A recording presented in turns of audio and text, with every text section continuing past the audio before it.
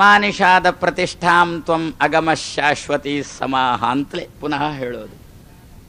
ಮಾನಿಷಾದ ತೊಡೆಯಲ್ಲಿ ಕೂತಿರುವ ಮುಖ್ಯ ಪ್ರಾಣನೇ ಅಂತಂದೇವಲ್ಲ. ಶಾದ ಕೂತಿರುವ, ಎಲ್ಲಿ? ತೊಡೆಯಲ್ಲಿ. ಯಾರದ್ದು? ದೇವರದ್ದು. ಯಾರು? ಮಾನಿಯೇ, ಮುಖ್ಯ ಪ್ರಾಣನೇ ಅಂತಂದೇವಲ್ಲ. ಇವತ್ತು ಶಾದ, ಅದಕ್ಕೊಂದು ವಿ ಸೇರಿಸಿ ವಿಷಾದ. ಭಗವಂತನ ತೊಡೆಯಲ್ಲಿ ಕೂತು ವಿಷಾದವನ್ನು ಮಾಡತಕ್ಕಂತಹ ಮುಖ್ಯ ಪ್ರಾಣನೇ. ಯಾಕೆ ಮುಖ್ಯ ಪ್ರಾಣ ವಿಷಾದ ಪಡ್ತಾ ಇದ್ದಾನೆ ಅಂತ ಕೇಳಿದರೆ, ಜನಗಳಿಗೆ ಇಷ್ಟು ಬುದ್ಧಿಶಕ್ತಿ ಕೊಟ್ಟರೂ ಕೂಡ ಈ ಜನ ಕೊಟ್ಟ ಬುದ್ಧಿಶಕ್ತಿಯನ್ನು ಉಪಯೋಗಿಸಿಕೊಳ್ಳದೆ ಯಾರೋ ಹೇಳಿದ್ದನ್ನು ಕೇಳಿಕೊಂಡು ಹಾಗೆಯೇ ಮುಂದುವರಿಯುತ್ತಾರಲ್ಲ, ವಿಮರ್ಶೆ ಮಾಡುವುದಿಲ್ಲಲ್ಲ. ಅವರು ಹೇಳಿದ್ದು ಸರಿಯೋ ಇವರು ಹೇಳಿದ್ದು ಸರಿಯೋ ಎನ್ನತಕ್ಕಂಥ ವಿಮರ್ಶೆ ಮಾಡಲಿಕ್ಕೆ ಬೇಕಾದ ಶಕ್ತಿ ಇದ್ದರೂ ಕೂಡ ಆ ಶಕ್ತಿಯನ್ನು ಉಪಯೋಗಿಸಿಕೊಳ್ಳುವುದಿಲ್ಲಲ್ಲ ಅಂತ ಭಗವಂತನ ತೊಡೆಯಲ್ಲಿ ವಿಷಾದದಿಂದ ಕುಳಿತಿರುವ ಮುಖ್ಯ ಪ್ರಾಣನೇ. ಆದ್ರಿಂದಲೇ ಶಾದ ಅಂತ ಇಷ್ಟೇ ಅಂದಿದ್ದಾರೆ ವಾಲ್ಮೀಕಿ ಋಷಿಗಳು. ಶಾದ ಎನ್ನುವುದಕ್ಕೆ ಏನು ಬೇಕಾದರೂ ಸೇರಿಸಿಕೊಳ್ಬೋದು. ಹಾರ ಅಂತ ಇಷ್ಟೇ ಕೊಡ್ತಾರೆ ಹಿರಿಯರು, ಅದಕ್ಕೆ ಏನು ಬೇಕಾದರೂ ಸೇರಿಸಿಕೊಳ್ಳಿ. ಆ ಸೇರಿಸ್ತೀರಾ ಮಧ್ಯಾಹ್ನಕ್ಕೆ ಆಹಾರ, ವಿ ಸೇರಿಸ್ತೀರಾ ಊಟ ಆದಮೇಲೆ ವಿಹಾರ, ಸಂ ಸೇರಿಸ್ತೀರಾ ಊಟ ಆದ್ಮೇಲೆ ಏನು ಕೆಲಸ ಇಲ್ಲ ಸಂಹಾರ. ಯಾರೋ ಬೇಡಲಿಕ್ಕೆ ಬಂದರು ಕೊಡಬೇಕು ಅಂತ ಮನಸ್ಸುಂಟಾ, ಪರಿ ಸೇರಿಸಿಬಿಡಿ ಪರಿಹಾರ. ಒಂದು ಹಾರ ಅಂತ ಒಂದು ಕೊಡ್ತಾರೆ. ಆಹಾರ, ವಿಹಾರ, ಪರಿಹಾರ, ಸಂಹಾರ ಅಂತ ಹೇಗೆ ಒಂದೇ ಹಾರವನ್ನು ಅನೇಕ ರೀತಿಯಲ್ಲಿ, ಒಂದೇ ಗಂಧದ ಹಾರ ಒಂದೇ ಆದರೆ ಒಂದೇ ಗಂಧದ ಹಾರ 50 ಜನರ ಕುತ್ತಿಗೆಗೆ ಹೋಗುತ್ತೆ, ಗೊತ್ತಾ? ಆದ್ರಿಂದಲೇ ಗಂಧದ ಹಾರ ಯಾರಾದರೂ ನಮಗೆ ಹಾಕ್ಲಿಕ್ಕೆ ಬಂದರೆ ಕೈಯಲ್ಲಿ ತೆಕೊಳ್ಳುವುದಷ್ಟೇ ವಿನ ಅದಕ್ಕೆ ಕಂಠ ಕೊಡುವುದಿಲ್ಲ. ಆದ್ರಿಂದಲೇ ಪ್ರಾಯಶಿ ಗೊತ್ತಿದ್ದು ಇವರು ನಿತ್ಯ ಮಲ್ಲಿಗೆ ಹಾರನೇ ತರ್ತಾ ಇದ್ದಾರೆ. ಗಂಧದ ಹಾರ ಇಲ್ಲ. ಯಾಕೆ? ಗಂಧದ ಹಾರ ಬಂತು ಇವತ್ತು ತಂದ್ರಿ, ನಮ್ಮ ಕೊರಳಿಗೆ ಹಾಕಿದ್ರಿ, ನಾವೇನು ಮಾಡ್ತೇವೆ? ಅವರ ಕೊರಳಿಗೇನೆ ಹಾಕ್ತೇವೆ, ಅದನ್ನು ತಿರುಗಿ ಏನು ಮಾಡ್ತಾರೆ? ಯಾವ ಅಂಗಡಿಯಿಂದ ತಂದಿದ್ದಾರೆ ಅದೇ ಅಂಗಡಿಗೆ ಕೊಡ್ತಾರೆ ಅವರು. ಅವನು ಅದಕ್ಕೆ ಇನ್ನೊಂಚೂರು ಗಂಧದ ಎಣ್ಣೆ ಹಾಕಿ ಮತ್ತೊಬ್ಬ ಬಂದ ಅವನಿಗೆ ಕೊಡ್ತಾನೆ. ಅವ ಮರುದಿವಸ ನನಗೆ ತಂದು ಕುತ್ತಿಗೆಗೆ ಅದನ್ನೇ ಹಾಕುವವ, ಅಥವಾ ಇನ್ನೊಬ್ಬರ ಕುತ್ತಿಗೆಗೆ ಹಾಕುವವ. ಹೇಗೆ ಒಂದೇ ಹಾರ 50 ಜನರ ಕುತ್ತಿಗೆಗೆ ಹೋಗುತ್ತೋ ಅದೇ ರೀತಿಯಲ್ಲಿ ಒಂದೇ ಹಾರ ಆಹಾರ, ಸಂಹಾರ, ವಿಹಾರ, ಪರಿಹಾರ ಅಂತ ಆಗುವಂತೆ ವಾಲ್ಮೀಕಿ ಋಷಿಗಳು ತಾನು ಏನಂದಿದ್ದಾರೆ? ಶಾದ ಅಂತಂದಿದ್ದಾರೆ. ಶಾದ ಎನ್ನುವುದಕ್ಕೆ ನೀಂತ ಸೇರಿಸ್ತೀರಾ ನಿಷೀದತಿ, ಕೂತುಕೊಂಡಿದ್ದಾನೆ. ಶಾದ ಎನ್ನುವುದಕ್ಕೆ ವಿ ಸೇರಿಸ್ತೀರಾ ವಿಷಾದದಿಂದ ನಿಷೀದತಿ. ಈ ದಿವಸ ತುಂಬ ನೊಂದುಕೊಂಡಿದ್ದಾರೆ ಅಂತ ನಮ್ಮನ್ನು ನೋಡಿ.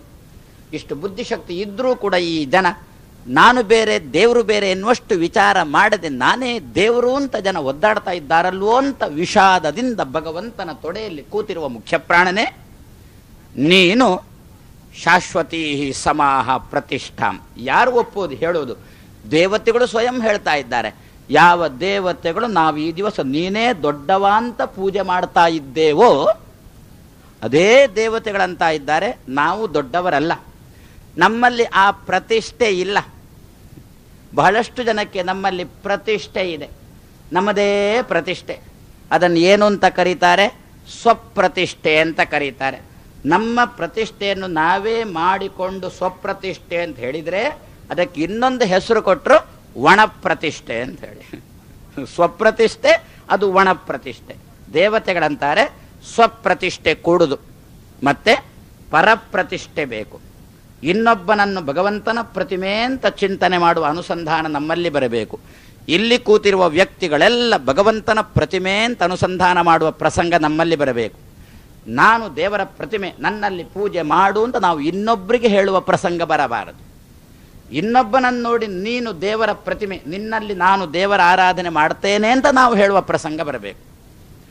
ನಾವೇ ನಮ್ಮೊಳಗೆ ಹೇಳಿಕೊಳ್ಳುವುದಲ್ಲ, ನಾನು ದೇವರ ಪ್ರತಿಮೆ, ಬಾ ನನ್ನಲ್ಲಿ ಪೂಜೆ ಮಾಡು.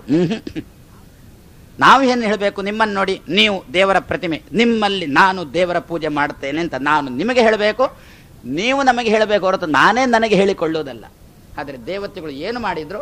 ನಾನು ಭಗವಂತನ ಪ್ರತಿಮೆ, ಎಲ್ಲರೂ ಇಲ್ಲಿ ಪೂಜೆ ಮಾಡಿ ಅಂತ ಅವರು ಹೇಳುವುದಿಲ್ಲ. ಮುಖ್ಯ ಪ್ರಾಣನನ್ನು ತೋರಿಸಿ ನೀನು ದೇವರ ಪ್ರತಿಮೆ, ನಿನ್ನಲ್ಲಿ ನಾವು ದೇವರನ್ನು ಪೂಜೆ ಮಾಡುತ್ತೇವೆ. ಸ್ವಪ್ರತಿಷ್ಠೆ ಎನ್ನುವುದು ಕೂಡುದು, ಪರಪ್ರತಿಷ್ಠೆ ಎನ್ನತಕ್ಕಂಥದ್ದು ಬೇಕು. ಇತರ ದೇವತೆಗಳಲ್ಲಿ ಪೂಜೆ ಮಾಡೋಣ, ಇತರ ದೇವತೆಗಳಲ್ಲಿಯೂ ಭಗವಂತನ ಆರಾಧನೆ ಮಾಡೋಣ. ಆದರೆ ಅಂದರು ಇತರ ದೇವತೆಗಳೇ ದೊಡ್ಡದು ಅಂತ ಅನುಸಂಧಾನ ಮಾಡಿಕೊಂಡು ಪೂಜೆ ಮಾಡಬೇಡ. ಗಣಪತಿ ಪೂಜೆ ಮಾಡು, ನಾಗನಿಗೆ ಪೂಜೆ ಮಾಡು, ಯಾವ ಪೂಜೆ ಬೇಕಾದರೂ ಮಾಡು. ಅನುಸಂಧಾನ ನಾಗನ ಒಳಗೆ ಇರತಕ್ಕಂತಹ ಸಂಕರ್ಷಣನಿಗೆ ಪ್ರೀತಿಯಾಗಲಿ. ನಮ್ಮ ಮನೆಗೆ ಒಬ್ಬ ಹುಡುಗ ಬಂದರೆ ನಾವು ಹುಡುಗನಿಗೆ ಏನಾದರೂ ಕೊಡುವುದಿದ್ರೆ ನಮ್ಮ ತಲೆಯಲ್ಲಿ ಏನಿರುತ್ತೆ ಗೊತ್ತಾ? ಹುಡುಗನ ಅಪ್ಪನಿಗೆ ಪ್ರೀತಿಯಾಗಲಿ ಅಂತ ನಾವು ಹುಡುಗನಿಗೆ ಆದರ ಮಾಡುತ್ತೇವೆ. ಅಪ್ಪನನ್ನು ಮನೆಗೆ ಕರೆಯುತ್ತೇವೆ, ಅಪ್ಪನಿಗೆ ಬರಲಿಕ್ಕೆ ಅವಕಾಶ ಇರುವುದಿಲ್ಲ. ಏನು ಮಾಡ್ತಾನೆ ಅಪ್ಪ? ತನ್ನ ಮಗನನ್ನು ಕಳಿಸಿಕೊಡ್ತಾನೆ ನಮ್ಮ ಮನೆಗೆ. ನಾವು ಏನು ಮಾಡ್ತೇವೆ? ಆ ಮಗನಲ್ಲಿ ಅಪ್ಪನನ್ನು ನೋಡಿ ಅಪ್ಪನಿಗೆ ಕೊಡಬೇಕಾದ ಆದರ ಎಲ್ಲ ಮಗನಿಗೆ ಕೊಡ್ತೇವೆ.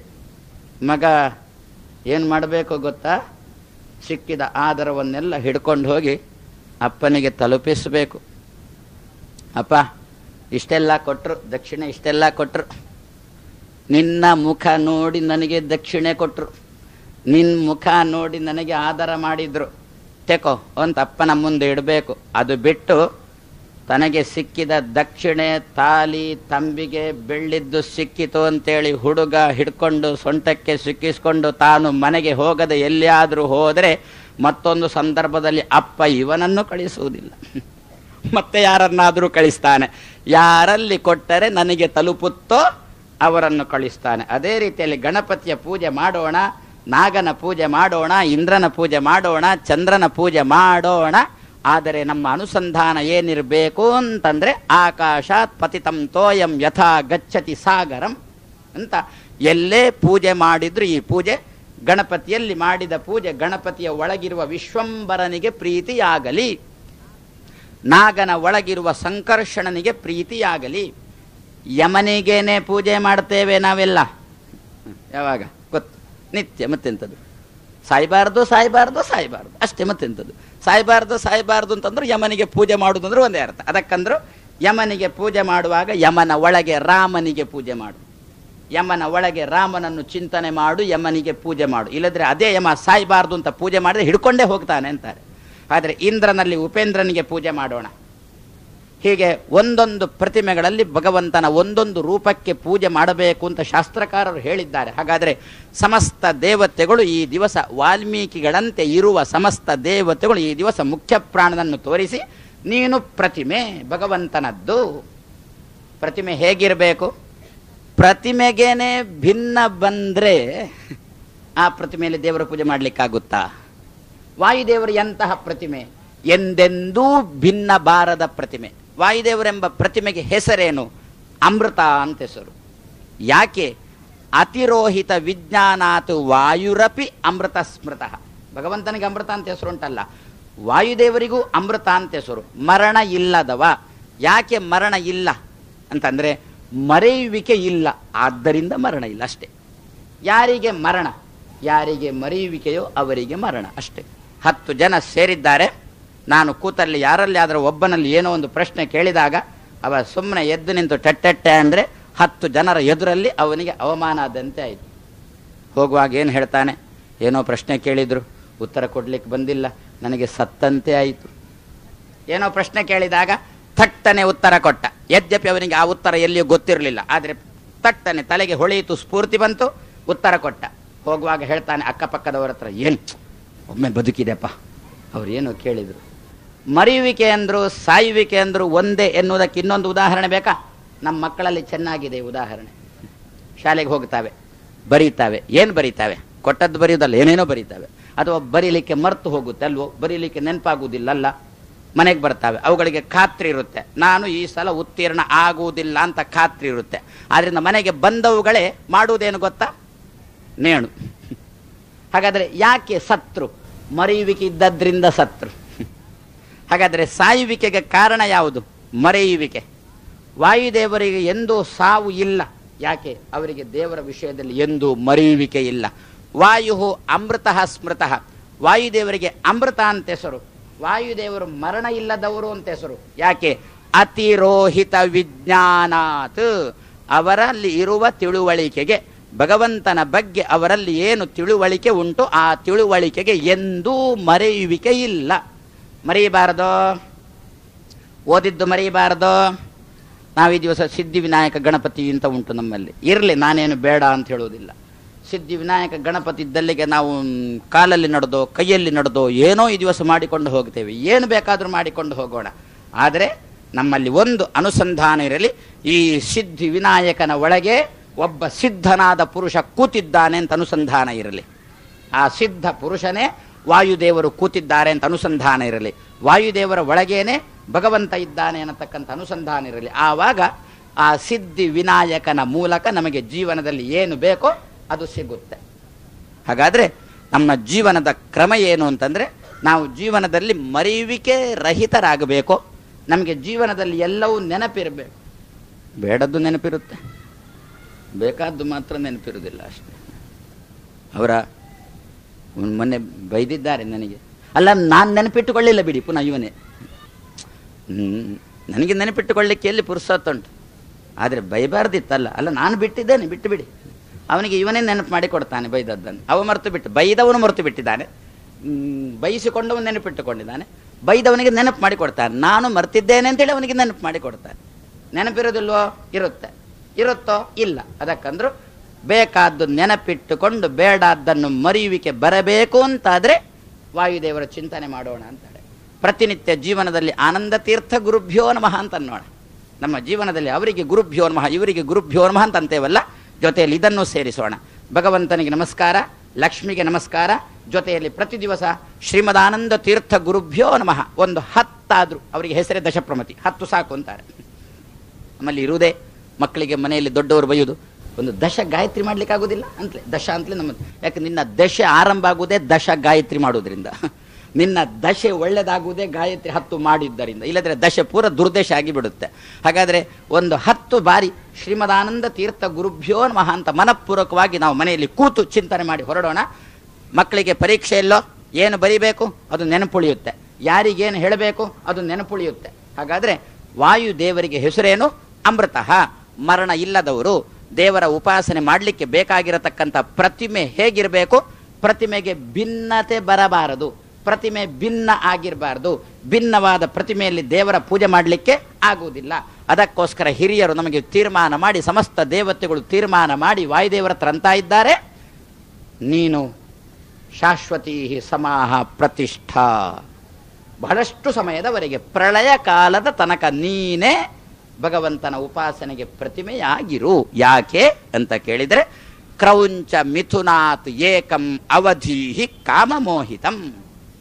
ಕ್ರೌಂಚ ಮಿಥುನ, ಕ್ರೌಂಚ ಅಂದರೆ ಪಕ್ಷಿಗಳು 2 ಅಂತ ಆರಂಭದ ದಿವಸ ನೋಡಿದ್ದೇವೆ. ಮಿಥುನ ಅಂತಂದರೆ 2 ಪಕ್ಷಿಗಳು. ಕ್ರೌಂಚ ಮಿಥುನಾತ್ ಏಕಂ, ಒಂದನ್ನು ನೀನು ಹೊಡೆದಿದ್ದಿ. ಯಾವ ಒಂದು ಪಕ್ಷಿಯನ್ನು ಹೊಡೆದಿದ್ದಿ? ಭಗವಂತನೆಂಬ ಪಕ್ಷ ನೀನು ಹೊಡೆದಿದ್ದಿ. ಒಂದು ಋಗ್ವೇದ ಒಂದು ಮಂತ್ರದಲ್ಲಿ ಚೆನ್ನಾಗಿ ನಿರೂಪಣೆ ಮಾಡಿದ್ದಾರೆ. ನಮಗೆಲ್ಲ ಪ್ರಾಯಶಃ ಎಲ್ರಿಗೂ ಆ ಸೂಕ್ತ ಗೊತ್ತು, ಪುರೋಹಿತ ವರ್ಗಕ್ಕಂತೂ ವಿಶೇಷವಾಗಿ ಆ ಸೂಕ್ತ ಗೊತ್ತು. ಘರ್ಮ ಸಮಂತ ತ್ರಿವೃತಂ ವ್ಯಾಪತು ತಯೋ ಜುಷ್ಟಿಂ ಮಾತರಿಶ್ವ ಜಗಾಮ. ಘರ್ಮ ಸಮಂತ, ಘರ್ಮ ಅಂದರೆ ಘರ್ಮೌ ಅಂತ ಅರ್ಥ. ಏನು ಘರ್ಮೌ? ಘರ್ಮ ಅಂದರೆ ಗೊತ್ತಲ್ಲ, ಅದನ್ನು ನಾನು ಪ್ರತ್ಯೇಕ ತಿಳಿಸಿಕೊಡ್ಬೇಕಾಗಿಲ್ಲಲ್ಲ. ಘರ್ಮ ಅಂದರೆ ತಾಪ. ಯಾರಿಗೆ ತಾಪ? ಅಸುರರಿಗೆ ತಾಪ. ಯಾವಾಗ?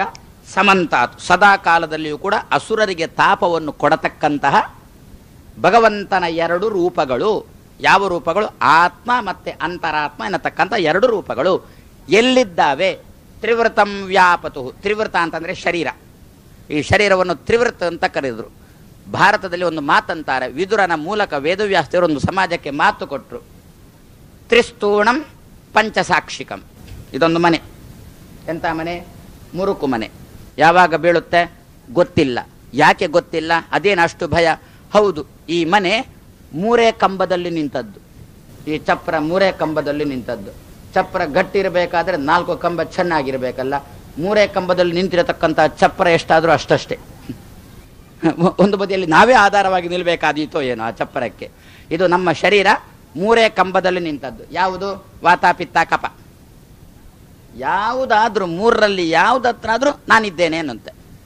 ವೈದ್ಯರು ವಾತ ಕಮ್ಮಿ ಆಗಲಿಕ್ಕೆ ಮಾತ್ರೆ ಕೊಟ್ಟರೆ ಇಲ್ಲಿ ಪಿತ್ತ ನಾನಿದ್ದೇನೆ ಅಂತಂತು. ಅದೇ ಕೆಲವರಿಗೆಲ್ಲ ಸ್ವಪ್ನ ಬೀಳುತ್ತಲ್ಲ ಏನೇನೋ, ಅದೆಲ್ಲ ಪಿತ್ತದ ಪ್ರಭಾವ. ಹಾಗಾದರೆ ವಾತ ಪಿತ್ತ ಕಫ ಇದು ಮೂರರಲ್ಲಿ ನಿಂತಿರತಕ್ಕಂಥದ್ದು. ತ್ರಿವೃತಂ, ಮೂರರಲ್ಲಿ ನಿಂತಿರತಕ್ಕಂಥದ್ದು. ವಾತ ಪಿತ್, ಹೇಗೆ ಮೂರು ಅಂತಂದರೆ ಏನು ಬೇಕು ಅದನ್ನೆಲ್ಲ, ಮೂರು ಊಟದಿಂದಲೇ ನಿಂತಿದ್ದದ್ದು ಈ ಶರೀರ. ಬೆಳಿಗ್ಗೆ ಮಧ್ಯಾಹ್ನ ಸಾಯಂಕಾಲ ಅಂತ ಮೂರು ಹೊತ್ತು ತೆಕೊಳ್ಳುವುದರಿಂದಲೇ ನಮ್ಮ ಶರೀರ ನಿಂತಿದೆ ಅಂತ ನಮಗೊಂದು ಭ್ರಮೆ, ನಮಗೊಂದು ಭ್ರಾಂತಿ.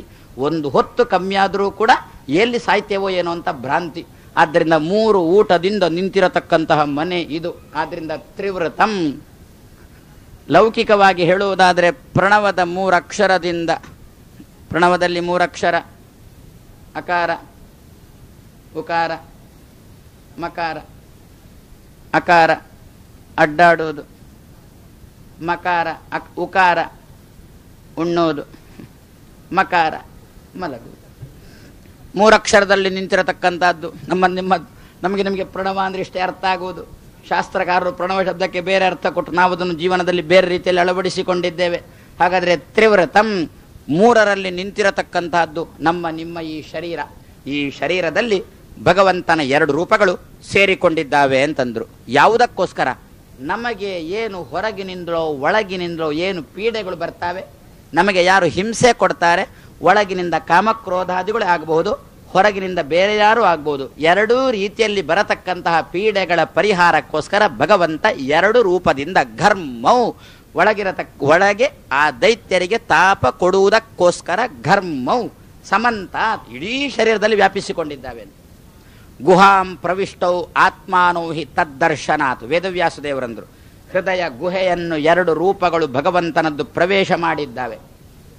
ಘರ್ಮ ಸಮಂತಾತ್ ತ್ರಿವೃತಂ ವ್ಯಾಪತು, ವ್ಯಾಪಿಸಿಕೊಂಡಿದ್ದಾವೆ ಎರಡು ರೂಪಗಳು. ನಮಗೆ ಮಂತ್ರ ಬಾರದಿದ್ರೂ ಕೂಡ ಮಂತ್ರದ ಅರ್ಥವನ್ನು ನಮ್ಮ ದೇಹದಲ್ಲಿ ಚಿಂತನೆ ಮಾಡುವುದಕ್ಕಂತೂ ಅಡ್ಡಿ ಇಲ್ಲ. ಭಗವಂತನ ಎರಡು ರೂಪಗಳು ಸದಾಕಾಲ ಈ ದೇಹದಲ್ಲಿ ಇದ್ದುಕೊಂಡು ಈ ದೇಹಕ್ಕೆ ಯಾರಿಂದ ಪೀಡೆ ಆಗುತ್ತೋ ಪೀಡೆಯನ್ನು ತೊಲಗಿಸುವುದಕ್ಕೋಸ್ಕರ ಎರಡು ರೂಪಗಳು ನಮ್ಮ ಶರೀರದಲ್ಲಿ ಇವೆ ಅಂತ ಚಿಂತನೆ ಮಾಡುವುದಕ್ಕೆ ಅಡ್ಡಿ ಇಲ್ಲ. ಅಂತಹ ರೂಪಗಳನ್ನು ತಯೋಹ ಜುಷ್ಟಿಂ ಮಾತರಿಶ್ವ ಜಗಾಮ. ತಯೋಹ, ಆ ಎರಡು ರೂಪಗಳ ಜುಷ್ಟಿ ಶಬ್ದಕ್ಕೆ ಪ್ರೀತಿಯಿಂದ ಸೇವನೆ, ಬರೇ ಸೇವಿಸುವುದಲ್ಲ, ಪ್ರೀತಿಯಿಂದ ಸೇವಿಸುವುದು. ಯಜಮಾನನ ಸೇವೆಯನ್ನು ಸೇವಕ ಮಾಡ್ತಾನೆ, ಪ್ರೀತಿಯಿಂದ ಮಾಡ್ತಾನೋ ಇಲ್ವೋ ಗೊತ್ತಿಲ್ಲ, ಸಂಬಳಕ್ಕೋಸ್ಕರ ಮಾಡುವವರು ಇರಬಹುದು, ಅದು ಪ್ರೀತಿಯಿಂದ ಮಾಡುವ ಸೇವೆ ಅಲ್ಲ. ವಾಯುದೇವರು ಯಾವುದೇ ಪ್ರತಿಫಲದ ಅಪೇಕ್ಷೆ ಇಲ್ಲದೆ ಪ್ರೀತಿಯಿಂದ ಈ ಎರಡು ರೂಪಗಳ ಸೇವೆಯನ್ನು ಮಾತರಿಶ್ವ ಜಗಾಮ. ಮಾತರಿಶ್ವ ಅಂತಂದರೆ ವಾಯುದೇವರಿಗೆ ಹೆಸರು. ಯಾಕೆ ವಾಯುದೇವರಿಗೆ ಮಾತರಿಶ್ವ ಅಂತ ಹೆಸರು ಬಂತು? ಮಾತೃಕಗಳಲ್ಲಿ ಸದಾ ಕಾಲ ಪವಡಿಸಿಕೊಂಡು ಇರುವವನು ಯಾರೋ ಅವನು ಮಾತರಿಶ್ವ. ಮಾತೃಕಗಳು ಅಕ್ಷರಗಳು, ಅಕಾರಾದಿ ಕ್ಷಕಾರ ಅಂತ ಅಕ್ಷರಗಳನ್ನು ಮಾತೃಕ ಅಂತ ಕರೀತೇವೆ. ಆ ಮಾತೃಕಗಳಲ್ಲಿ ಯಾರು ಸದಾ ಕಾಲ ಶ್ವಯತೆ ಮಲಗಿಕೊಂಡಿದ್ದಾನೋ ಪವಡಿಸಿಕೊಂಡಿರ್ತಾನೋ ಅವನು ಮಾತರಿಶ್ವ. ಆದರೆ ಒಂದು ವಾಯುದೇವರ ಚಿಂತನೆಯನ್ನು ಮಾಡಿದೆವು ಅಂತಂದರೆ ನಮಗೆ ಜೀವನದಲ್ಲಿ ಏನು ಬೇಕೋ ಅದೆಲ್ಲ ಲಾಭ. ಓದಿದ ಅಕ್ಷರಗಳು ಓದಲಿಕ್ಕೆ ಕಾಣಬೇಕಾ? ಮಾತರಿಶ್ವ ರೂಪದ ಚಿಂತನೆ ಮಾಡಬೇಕು. ಓದಿದ ಅಕ್ಷರಗಳು ತಲೆಯಲ್ಲಿ ನಿಲ್ಲಬೇಕಾ? ವಾಯುದೇವರ ಚಿಂತನೆ ಮಾಡಬೇಕು. ವಾಯು ಶಬ್ದಕ್ಕೆ ಅರ್ಥವನ್ನೇ ಶಾಸ್ತ್ರಕಾರರು ಹಾಗೆ ಹೇಳಿದರು. ವಾ ಆಯು ವಾಯು. ವಾ ತಿಳುವಳಿಕೆಗೋಸ್ಕರ, ಅಯತೆ ಅಂದರೆ ಅಡ್ಡಾಡ್ತಾನೆ, ಆದ್ದರಿಂದ ವಾಯು. ಗಾಳಿ ಬೀಸುತ್ತೆ, ವಾಯುದೇವರು ನಿಂತಲ್ಲಿ ನಿಲ್ಲುವುದಿಲ್ಲ.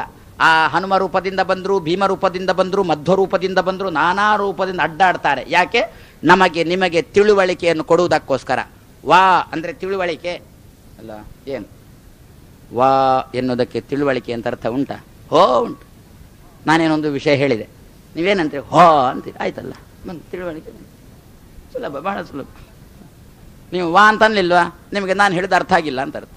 ಇನ್ನು ಪದೇ ವಾ ವಾ ವಾ ಅಂತ ಹೇಳ್ತಾ ಕೊಡಬೇಡಿ, ಕೊನೆಗೆ ಒಂದು ವಾ ಅಂತ ಹೇಳಿದರೆ ಸಾಕು. ಹಾಗಾದರೆ ಒಂದು ವಿಷಯವನ್ನು ಹೇಳಿದಾಗ ಅದರಿಂದ ನಿಮ್ಮಿಂದ ಪ್ರತಿಕ್ರಿಯೆ ಬರುತ್ತೆ ಅಲ್ಲ, ಪ್ರತಿಕ್ರಿಯೆ ಕ್ರಮ ಹೇಗಿರುತ್ತೆ?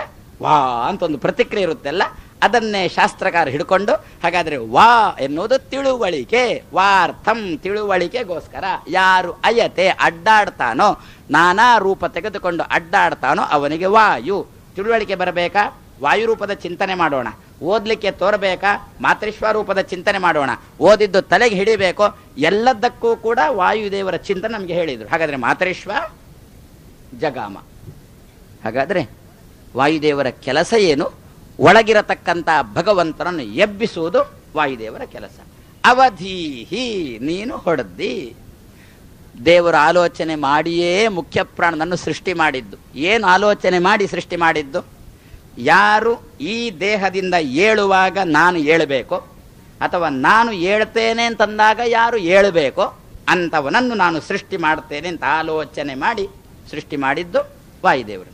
ವಾಯುದೇವರು ಈ ದೇಹದಿಂದ ಏಳ್ತಾರೆ ಅಂತನ್ನುವಾಗ ದೇವರು ಎದ್ದ. ಯದ್ಯಪಿ ದೇವರು ಮೊದಲು ಏಳಲಿಕ್ಕೆ ಸಂಕಲ್ಪ ಮಾಡುವುದು. ದೇವರು ಮೊದಲು ಎದ್ದಾನೆ ಅಂತಂದಾಗ ವಾಯುದೇವರು ದೇವರನ್ನು ಕರ್ಕೊಂಡು ವಾಯುದೇವರು ಮುಂದಿನಿಂದ ಹೊರಡ್ತಾರೆ, ಹಿಂದಿನಿಂದ ದೇವರು ಬರ್ತಾರೆ. ಇದಕ್ಕೆ ಒಳ್ಳೆಯ ಉದಾಹರಣೆ ಉಡುಪಿ ಕೃಷ್ಣ ಮಠ. ಒಳ್ಳೆಯ ಕ್ರಮ ಇದೆ, ಒಳ್ಳೆಯ ಕ್ರಮವನ್ನು ಹಾಕಿಕೊಟ್ಟಿದ್ದಾರೆ ವಾದಿರಾಜರು, ಆಚಾರ್ಯ ಮಧ್ವರು. ಏನು ಕೃಷ್ಣನಿಗೆ ಉತ್ಸವ ಆರಂಭ ಆಗುವಾಗ ರಾತ್ರಿ ಪೂಜೆ ಮುಗಿಯಿತು, ಪಾಲಕಿ ಬಂದು ಮೊದಲು ನಿಲ್ಲೋದು ಎಲ್ಲಿ? ಕೃಷ್ಣನ ಮುಂಭಾಗದಲ್ಲಿ. ಒಳಗಿನಿಂದ ಕೃಷ್ಣ ಹೊರಟು ಪಾಲಕಿಯಲ್ಲಿ ಕೂತು ಆಮೇಲೆ ಒಂದು ಪ್ರದಕ್ಷಿಣೆ ಬಂದ ತನ್ನ ಗುಡಿಗೆ. ಪ್ರದಕ್ಷಿಣೆ ಬರುವಾಗ ಅಲ್ಲಿ ಮುಖ್ಯ ಪ್ರಾಣ ಇದ್ದ. ಆ ಮುಖ್ಯ ಪ್ರಾಣವನ್ನು ಹತ್ತಿಸಿಕೊಂಡ, ತಾನು ಹೊರಟ. ಹಾಗಾದರೆ ಮೊದಲು ಜಾಗ ಖಾಲಿ ಮಾಡುವುದು ದೇವರು ಖಾಲಿ ಮಾಡ್ತಾನೆ ಅಂತಂದಾಗ ಮುಖ್ಯ ಪ್ರಾಣ ತಾನು ಹೊರಡ್ತಾನೆ. ಮುಖ್ಯ ಪ್ರಾಣ ಕೂಡೋಣ ಅಂತ ಹೇಳಿದರೆ ದೇವರು ಕೂಡ್ತೇನೆ ಅಂತಾನೆ, ಅದರ ಮುಖ್ಯ ಪ್ರಾಣನ ಕೈಯಲ್ಲಿ. ಆದ್ರಿಂದಲೇ ನೋಡಿ, ಏಕಾದಶಿ ದಿವಸ ಉಡುಪಿಯಲ್ಲಿ ಕೃಷ್ಣನಿಗೆ ಉತ್ಸವ ಇಲ್ಲ. ಯಾಕಿಲ್ಲ? ಮುಖ್ಯ ಪ್ರಾಣ ಹೊರಡುವುದಿಲ್ಲ, ಆದ್ರಿಂದ ದೇವರು ಹೊರಡುವುದಿಲ್ಲ. ಏಕಾದಶಿ ದಿವಸ ಮುಖ್ಯ ಪ್ರಾಣನಿಗೆ ಉತ್ಸವ ಇಲ್ಲ. ಏಕಾದಶಿ ಮುಖ್ಯ ಪ್ರಾಣನಿಗೆ ಉತ್ಸವ ಕೂಡುದು. ಅದಕ್ಕೋಸ್ಕರ ದೇವರು ಏನು ಮಾಡಿದ? ಮುಖ್ಯ ಪ್ರಾಣ ಹೊರಡುವುದಿಲ್ಲಲ್ಲ, ನಾನು ಹೊರಡುವುದಿಲ್ಲ ಅಂದ. ಹಾಗಾದ್ರೆ ಈ ದಿವಸ ಅನ್ಯೋನ್ಯತೆ ಇರುವುದಾದ್ರೆ ದೇವರಿಗೂ ಮುಖ್ಯ ಪ್ರಾಣನಿಗೂ ಮಾತ್ರ. ಆದ್ದರಿಂದ ನಮಗೆ ದೇವರು ಬೇಕಾ? ಮುಖ್ಯ ಪ್ರಾಣನನ್ನು ಹಿಡಿಯಬೇಕು. ಮುಖ್ಯ ಪ್ರಾಣ ಬೇಕಾ? ದೇವರನ್ನು ಹಿಡಿಬೇಕು. ಆ ದೃಷ್ಟಿಯಲ್ಲಿ ಮುಖ್ಯ ಪ್ರಾಣ ಯಾರನ್ನು ಹೊಡೆದ? ಭಗವಂತನನ್ನು ಹೊಡೆದ. ಅವಧೀಹಿ ಕಾಮ ಮೋಹಿತಂ. ಯಾರ ಮೇಲೆ ಕಾಮ? ಭಗವಂತನೆಂಬ ಪಕ್ಷಿಗೆ ಜೀವನ ಮೇಲೆ ಕಾಮ.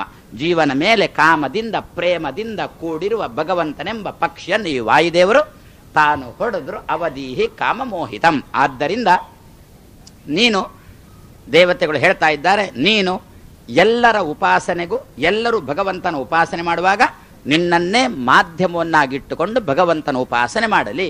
ಕೊನೆಗೆ ಎಲ್ಲಿಯ ತನಕ ತೀರ್ಮಾನ ಕೊಟ್ಟರು ಅಂತಂದ್ರೆ, ನಿನ್ನಲ್ಲಿ ದೇವರ ಉಪಾಸನೆ ಮಾಡಿದ್ರೆ ಮಾತ್ರ ಅದು ದೇವರಿಗೆ ತಲುಪುವಂತೆ ಆಗಲಿ, ಬೇರೆ ನಮ್ಮಲ್ಲಿ ಉಪಾಸನೆ ಮಾಡಿದ್ರೆ ಅದು ದೇವರಿಗೆ ತಲುಪದೇನೆ ಹೋಗ್ಲಿ ಅಂತ ದೇವತೆಗಳೇ ಅಂದ ಮಾತು. ಆದರೆ ದೇವತೆಗಳೇ ಯಾವಾಗ ಈ ಮಾತಂದ್ರೋ ಇನ್ನು ನಾವು ಹೇಳುವುದಕ್ಕೇನು ಅಡ್ಡಿ ಇಲ್ಲಲ್ಲ. ನಾವು ಹಾಗಿರುವಾಗ ಇತರ ದೇವತೆಗಳನ್ನು ಮಾತ್ರ ಇಟ್ಟುಕೊಂಡು, ಇತರ ದೇವತೆ ನೇರವಾಗಿ ಭಗವಂತ ಅಂತಂದುಬಿಟ್ರೆ ಭಗವಂತನಿಗೆ ತಲುಪದೆ ಇನ್ನೊಬ್ಬರಿಗೆ ತಲುಪುತ್ತೆ. ದೇವತೆ ಒಳಗೆ ಮುಖ್ಯ ಪ್ರಾಣ, ಅದರ ಒಳಗೆ ಎಲ್ಲಿಯ ತನಕ ಗೊತ್ತಾ? ನಿಮ್ಮ ಚಿಂತನೆಯ ಪೂಜಾ ಪ್ರಕರಣದ ಕ್ರಮ ಎಲ್ಲಿಯ ತನಕ ಹೇಗುಂಟು ಗೊತ್ತಾ? ಕೃಷ್ಣನ ಮುಂದೆ ನಿಂತ್ರೆಲ್ಲ, ಒಳಗೆ ಹೋದಿರಲ್ಲ, ಕೃಷ್ಣನೋ ಕಂಡ ಅಥವಾ ರಾಮ ಪ್ರತಿಮೆಯೋ ಕಂಡಿತು. ರಾಮ ಪ್ರತಿಮೆಯ ಒಳಗೆ ನೇರವಾಗಿ ರಾಮನದ್ದೇ ಚಿಂತನೆ ಅಲ್ಲ, ಕೃಷ್ಣ ಪ್ರತಿಮೆಯ ಒಳಗೆ ನೇರವಾಗಿ ಕೃಷ್ಣನದ್ದೇ ಚಿಂತನೆ ಅಲ್ಲ. ಮತ್ತೆ ರಾಮ ಪ್ರತಿಮೆ ಆಗಲಿ, ಕೃಷ್ಣ ಪ್ರತಿಮೆ ಆಗಲಿ, ಪರಶುರಾಮ ಪ್ರತಿಮೆ ಆಗಲಿ, ಮತ್ಸ್ಯ ಪ್ರತಿಮೆ ಆಗಲಿ, ನರಸಿಂಹ ಪ್ರತಿಮೆ ಆಗಲಿ, ಆ ಪ್ರತಿಮೆಯ ಒಳಗೆ ಮೊದಲು ಮುಖ್ಯ ಪ್ರಾಣನ ಚಿಂತನೆ ಮಾಡತಕ್ಕದ್ದು ಅಂತಂದು. ಕೃಷ್ಣನ ಪ್ರತಿಮೆ, ಕಡಗೋಲು ಕೃಷ್ಣ ತಾನೆ ನಿಮ್ಮ ಮನೆಯಲ್ಲಿ ಇದೆ. ಕಡಗೋಲು ಕೃಷ್ಣನ ಪ್ರತಿಮೆ ಇದೆ. ಕಡಗೋಲು ಕೃಷ್ಣನ್ ನೋಡಿದ ಕೂಡಲೇ ಅದರ ಒಳಗೆ ನೇರವಾಗಿ ಕೃಷ್ಣನ ಚಿಂತನೆ ಅಲ್ಲ, ದೇವರ ಚಿಂತನೆ ಅಲ್ಲ, ಆ ಪ್ರತಿಮೆಯಲ್ಲಿ ಮುಖ್ಯ ಪ್ರಾಣನ ಚಿಂತನೆ ಮಾಡಬೇಕು. ಮುಖ್ಯ ಪ್ರಾಣನ ಒಳಗೆ ಲಕ್ಷ್ಮಿಯ ಚಿಂತನೆ ಮಾಡಬೇಕು. ಲಕ್ಷ್ಮಿಯ ಒಳಗೆ ಲಕ್ಷ್ಮೀನಾರಾಯಣರ ಚಿಂತನೆ ಮಾಡಿ. ಇಷ್ಟೆಲ್ಲ ಆಗುವಾಗ ಅಲ್ಲಿ ಜರ್ಕಂಡಿ ಅಂತಾರೆ, ಮುಂದೆ ಹೋಗಿ ಅಂತ. ಅದಕ್ಕಂದ್ರು ನೀನು ನೋಡು, ಚಂದ್ರಶಾಲೆಯಲ್ಲಿ ಕೂತು ಧ್ಯಾನ ಮಾಡು. ಅದಕ್ಕೆ ಚಂದ್ರಶಾಲೆ ಸೂರ್ಯ ಶಾಲೆ ಅಂತೆಲ್ಲ ಎರಡು ಮಾಡಿದ್ದಲ್ಲಿ ಅದಕ್ಕೋಸ್ಕರನೇ. ನೋಡು, ಕಿಂಡಿಯಲ್ಲಿ ನೋಡು, ಬಾ. ಕೃಷ್ಣನ ಮುಂಭಾಗದಲ್ಲೇ ಚಂದ್ರಶಾಲೆ ಇದೆ, ಸೂರ್ಯ ಶಾಲೆ ಇದೆ. ಚಂದ್ರಶಾಲೆ ಮನಕ್ಕಾರಕ, ಸೂರ್ಯಶಾಲೆ ಚಕ್ಷುಕ್ಕಾರಕ. ಒಂದು ಕಣ್ಣಿಗೆ ಸಂಬಂಧಪಟ್ಟ ಶಾಲೆ, ಮತ್ತೊಂದು ಮನಸ್ಸಿಗೆ ಸಂಬಂಧಪಟ್ಟ ಶಾಲೆ. ಚಂದ್ರಶಾಲೆಯಲ್ಲಿ ಕೂಡು, ಕೃಷ್ಣನ ಪ್ರತಿಮೆಯನ್ನು ಮನಸ್ಸಿನಲ್ಲಿ ಮಾಡಿಕೋ. ಅದರೊಳಗೆ ಪಕ್ಕದಲ್ಲಿದ್ದ ಮುಖ್ಯ ಪ್ರಾಣನ್ ಯಾರೋ ಕೇಳಿದ್ದುಂಟು, ರಾಮ ಇದ್ದಲ್ಲಿ ಮುಖ್ಯ ಪ್ರಾಣನನ್ನು ಪ್ರತಿಷ್ಠೆ ಮಾಡಬೇಕು, ಆಂಜನೇಯನನ್ನು ಪ್ರತಿಷ್ಠೆ ಮಾಡಬೇಕು, ಕೃಷ್ಣ ಇದ್ದಲ್ಲಿ ಯಾಕೆ ಆಂಜನೇಯನನ್ನು ಪ್ರತಿಷ್ಠೆ ಮಾಡಿದ್ರು ಅಂತ ಬಹಳಷ್ಟು ಜನರ ಪ್ರಶ್ನೆ. ಪ್ರತಿಷ್ಠೆ ಮಾಡಿ ಇದೇ ಉದ್ದೇಶದಿಂದ. ಕೃಷ್ಣ ಪ್ರತಿಮೆಯ ಒಳಗೆ ನೇರವಾಗಿ ಕೃಷ್ಣ ರೂಪದ ಚಿಂತನೆ ಮಾಡಬೇಡಿ, ಕೃಷ್ಣ ಪ್ರತಿಮೆಯ ಒಳಗೆ ಈ ಆಂಜನೇಯನ ಚಿಂತನೆ ಮಾಡಿ, ಅದರೊಳಗೆ ಲಕ್ಷ್ಮಿಯ ಚಿಂತನೆ ಮಾಡಿ, ಅದರೊಳಗೆ ಲಕ್ಷ್ಮೀನಾರಾಯಣರ ಚಿಂತನೆ. ಅದರೊಳಗೆ ಬರೀ ನಾರಾಯಣನ ಚಿಂತನೆ ಅಲ್ಲ, ಪುನಃ ಲಕ್ಷ್ಮೀನಾರಾಯಣರ ಚಿಂತನೆ. ಅದರಿಂದ ಸುಲಭನೋ ಹರಿ ಎರಡು ಅರ್ಥ. ಭಗವಂತ ಸುಲಭನೋ ಯಾಕಪ್ಪ ಒದ್ದಾಡ್ತಿ? ದೇವರು ಬಹಳ ಸುಲಭನಲ್ವೋ ದೇವರು. ಮತ್ತೊಂದು ಸುಲಭ ನೋ, ಅಷ್ಟು ಸುಲಭ ಇಲ್ಲ ದೇವರ ಉಪಾಸನೆ ಅಂತಂದ್ರೆ. ದೇವರ ಆರಾಧನೆ ಅಂದರೆ ಅಷ್ಟು ಸುಲಭ ಇಲ್ಲ. ದಿಢೀರಂತ ಹೋಗುವುದು, ಮುಂದೆ ನಿಂತುಕೊಳ್ಳುವುದು, ಪ್ರತಿಮೆ ಕಂಡಿತು, ಪ್ರತಿಮೆಯಲ್ಲಿ ನಾನು ದೇವರನ್ನು ನೋಡಿದ್ದು ಪ್ರತಿಮೆ, ನಾನು ದೇವರನ್ನು ನೋಡಿದೆ ಅಂತ ಅವರನ್ನು ದಬ್ಬಿ ಮಾಡಿದರೆ ದೇವರ ದರ್ಶನ ಅಲ್ಲ. ಅದಕ್ಕೆ ದೇವರ ದರ್ಶನ ಅಂತ ಅನ್ನೋದಿಲ್ಲ. ಇದನ್ನು ಏನು ಕರೆದ್ರು ಗೊತ್ತಾ? ಗೋಳಕ ಚಿಂತನೆ ಅಂತ ಕರೆದ್ರು. ಸಿಪ್ಪೆ ಒಳಗೆ ಗೆರಟೆ ಒಳಗೆ ತೆಂಗಿನಕಾಯಿ, ಅದರೊಳಗೆ ನೀರು. ಅಲ್ವೋ? ನೀರು ಎಲ್ಲಿರುತ್ತೆ ಅಥವಾ ತೆಂಗಿನಕಾಯಿ ಎಲ್ಲಿರುತ್ತೆ? ಹೇಳಲಿಕ್ಕೇನೋ ತೆಂಗಿನಕಾಯಿ ಅಂತ ಅಂದುಬಿಟ್ಟೆವು, ಸಿಪ್ಪೆಯನ್ನೇ ತೋರಿಸಿ ತೆಂಗಿನಕಾಯಿ ಅಂತ ಅಂದುಬಿಟ್ಟೆವು. ಸಿಪ್ಪೆ ತೆಂಗಿನಕಾಯ ಅಲ್ಲ, ಅದರೊಳಗೆ ತೆಂಗಿನಕಾಯಿ ಇತ್ತ, ಅದರೊಳಗೆ ಗೆರಟೆ. ನೀವು ಗೆರಟೆ ಅಂತ ಅಂತೀರಲ್ಲ ಮುಂಬೈಯವರು ಕೂಡ, ಅದರೊಳಗೆ ಗೆರಟೆ. ಆ ಗೆರಟೆ ತೆಂಗಿನಕಾಯ ಅಲ್ಲ, ಗೆರಟೆ ಒಳಗೆ ಪುನಃ ತೆಂಗಿನಕಾಯಿ. ಹಾಗಾದರೆ ಬರೇ ಲೋಕದಲ್ಲಿ ಯಾವುದೋ ಜುಜುಬಿ ಒಂದು ತೆಂಗಿನಕಾಯಿಯನ್ನು ಚಿಂತನೆ ಮಾಡಬೇಕಾದರೂ ಕೂಡ 2 ಗೋಳಕಗಳನ್ನು ದಾಟಿಕೊಂಡು ಒಳಗೆ ಹೋಗಬೇಕು ಅಂತ ಅಂದ ಮೇಲೆ ಆ ಗೆರಟೆ ಒಳಗೆ ತೆಂಗಿನಕಾಯಿ ಇಟ್ಟಂತ ಭಗವಂತನ ಚಿಂತನೆ ಮಾಡಲಿಕ್ಕೆ ಅಷ್ಟು ಗೋಳಕ ಚಿಂತನೆ ಬೇಡವೋ? ಬರೇ ಪ್ರತಿಮೆ ಅಂತಂದಾಗ ಅದು ಜಡ ಅಲ್ವೋ? ಜಡ ಪ್ರತಿಮೆ ಎಷ್ಟಾದರೂ ಕಶ್ಮಲ ತಾನೆ, ಕಲುಷಿತ ತಾನೆ. ಕಲುಷಿತವಾದ ಪ್ರತಿಮೆಯಲ್ಲಿ ನೇರವಾಗಿ ದೇವರ ಚಿಂತನೆ ಹೇಗೆ ಮಾಡೋಣ? ಅದಕ್ಕೋಸ್ಕರ ಅಲ್ಲಿ ಮುಖ್ಯ ಪ್ರಾಣನ ಚಿಂತನೆ ಮಾಡೋಣ. ಮುಖ್ಯ ಪ್ರಾಣ ಪ್ರತಿಮೆಯನ್ನು ಸ್ವಚ್ಛ ಮಾಡ್ತಾನೆ. ದೇವಕಿಯ ಗರ್ಭಕ್ಕೆ ದೇವರು ಬರಬೇಕಾದ್ರೆ ಮೊದಲು ಒಂದು 6 ಜನ ಋಷಿಗಳು ಬಂದರು.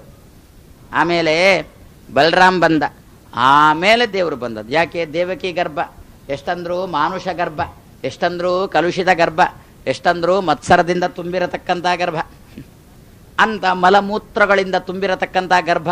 ಅಂತ ಗರ್ಭದಲ್ಲಿ ದೇವರು ದಿಢೀರಂತ ಬಂದು ಕೂತಾನ. ಅದಕ್ಕೋಸ್ಕರ ಏನು ಮಾಡಿದ್ರು?